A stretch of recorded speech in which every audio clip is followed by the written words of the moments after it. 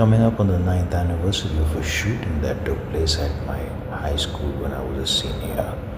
A student that day had been suspended earlier in the day returned to the school with his dad's handgun. He went into the office of the vice principal that had suspended him and opened fire. He struck and killed the vice president and critically injured the head principal, who was responding to the sound of gunfire. The student fled the school and took his own life in a parking lot not far from the campus. I was in class at the time and an announcement came over the intercom that we were in code red. Some students and teachers say they remember the announcement saying that it was not a drill, but I'm not really certain if it was included or not.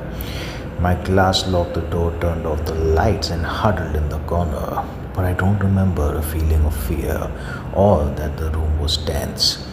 We had a couple of code yellows earlier in the year for a small fight in the hallway, and code yellow/red drills weren't uncommon, so the class felt more inconvenienced by the fact that they were just about to break for our lunch when the announcement was made than anything else.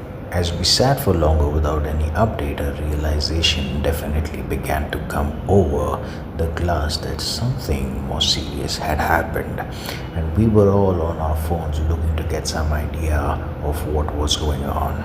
Now, this was before Twitter was super popular, and there was a ton of confusion and misinformation going around from texts that people were getting from other students in the building and from family and friends who were now watching the story develop on the news.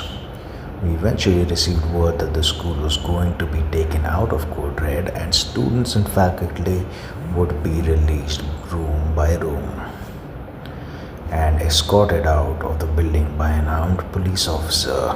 We waited for what felt like hours and finally received the knock on our door to indicate we were leaving. The officer walked us out the back of the school and through a parking lot. Later that evening, I went to dinner with some friends and we were just there spending time with one another, and we got word while we were there that our vice principal had passed from her injuries.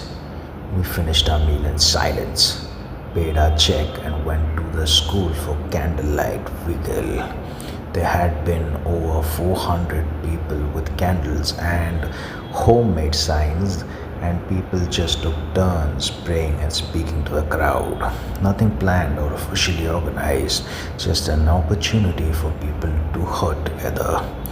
It sounds cliche when people say I never thought it would happen here, but that really is the only response that makes sense after something like this happens.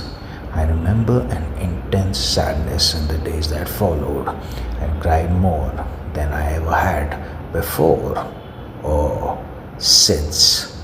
When I think about that day, I'd like to remember the kindness of the community at the candlelight vigil and the posters of support from neighboring schools that lined the main hallway of the building for the next month.